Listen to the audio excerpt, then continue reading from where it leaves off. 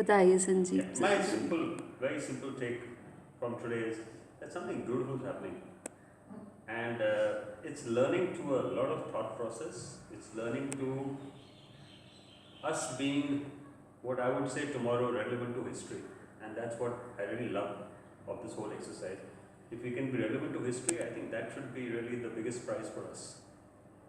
But what is that one element of the history that you've started to foresee today? Yeah, what I'm foreseeing today is that we have to be relevant to the times. Then only you can be a part of history.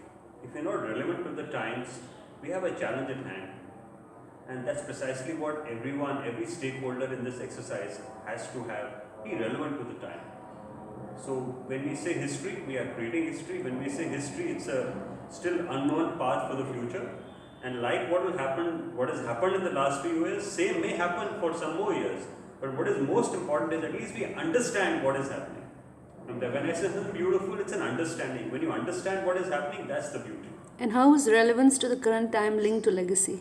Yeah, it's important for us to be relevant, and when I say relevant, I mean relevant as individuals, not relevant as stakeholders, because when you use the word stakeholder, it's a very large term. But if you find yourself relevant as an individual, then you feel more holistic and you be a part of something very beautiful. Because every individual brings in an inner beauty, and that's what we must realize in this whole thing, the inner beauty of every individual.